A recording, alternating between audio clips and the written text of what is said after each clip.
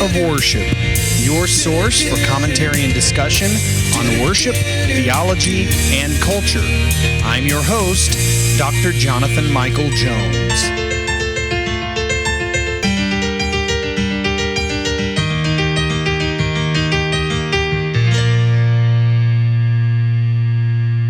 Hello and welcome to the Active Worship Podcast. This is Dr. Jonathan Michael Jones. Thank you for joining me today. We are in Psalm 124 today.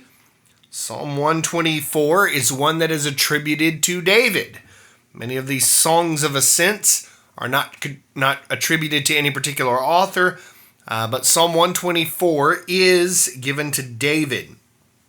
It's a psalm of thanksgiving that the people praise the Lord for delivering them from a dangerous confrontation with their enemies. And so this psalm is included in the Song of Ascents, the Songs of Ascents, indicating its use during festivals and pilgrimages. But the deliverance described would not necessarily be recent, but could be actually from the Exodus from Egypt. Today, this psalm appeals to the Lord as the one who is able to protect his church from the attacks and the principalities and the powers of spiritual beings, as mentioned in Ephesians 6. God protects us from those spiritual beings. And if you want to get down to it, the war that is waged in the spiritual realm is more real than what we see in the physical realm. And so we have the God who is in control of all of it on our side. Let me read for you these 8 verses of Psalm 124 and then get into my commentary. If it had not been the Lord who was on our side, let Israel now say, if it had not been the Lord who was on our side, when the people rose up against us, then they would have swallowed us up alive, when their anger was kindled against us. Then the flood would have swept us away, the torrent would have gone over us. Then over us would have gone the raging waters. Blessed be the Lord, who has not given us as prey to their teeth. We have escaped like a bird from the snare of the fowlers. The snare is broken, and we have escaped. Our help is in the name of the Lord, who made heaven and earth. So just a little bit, just a few things I want to point out here. In the first verse, it says, if it had not been for the Lord who was on our side. This is similar to the themes found in Psalm 118. When you read Psalm 118, the psalmist gives thanks to the Lord and continuously says, give thanks to the Lord, for he is good. His steadfast love is forever.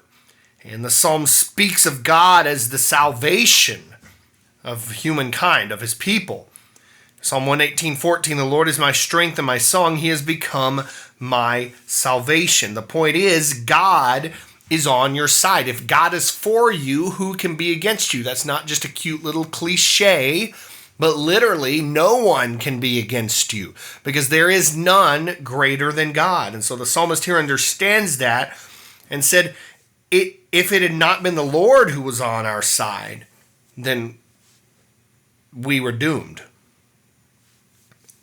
Verse 3, they would have swallowed us up alive, so the enemies would have killed them. There's a lot of metaphor and imagery in this psalm. Verse 4, then the flood would have swept us away. So the psalmist likens the turmoil that he is going through, or that Israel has gone through, to a flood, a torrent. Verse 6, blessed be the Lord who has not given us as prey to their teeth. So the enemy here is compared to some sort of beast or animal, like a lion or a bear, which this often happens in the book of Psalms, especially those that David wrote. You see David using the imagery of lions and bears quite often. David was a shepherd, so he would have understood protecting his sheep from these sort of beasts. And then in verse 8, Our help is in the name of the Lord, who made heaven and earth. In other words, Israel has nothing to fear while God fights for them. And the same is true with us. We have nothing to fear. And I find it amazing that we can trust God or claim to trust God with our very salvation, which is the biggest aspect of our lives, but we do not trust Him, or we have a difficult time trusting Him with things such as finances or jobs or marriage. These are much smaller in comparison with our very eternity. But how often do we trust God supposedly with our eternity, but not with the other things in our lives? God is on our side. Romans 8:28, all things work together for the good of those who love God and who are called according to His purpose. So if you're a child of His, He is on your side. And as I mentioned, it's not just a cute cliche, but if God is for you, who can be against you? It's a rhetorical question. No one can be against you. Be thankful for that. Walk in the truth of that God is for you. Here is the musical setting to Psalm 124. Thank you for listening today to the Active Worship Podcast. This is Dr. Jonathan Michael Jones.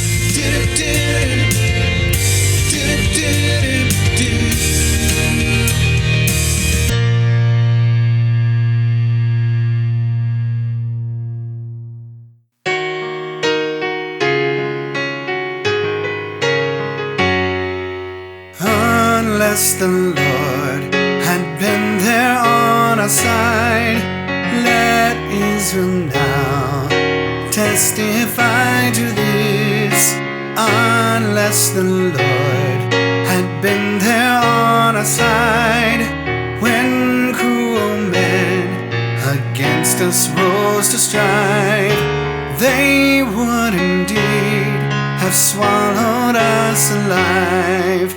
And when against us they with anger burned, swept by fierce waters we would all have drowned. Swift streams engulfing, torrents pulling down, flood waters raging with their mighty waves, would then have dragged us down as to the grave.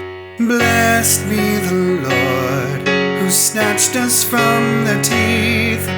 For as a bird would from its trapper flee, our snare is torn, and from it we are free.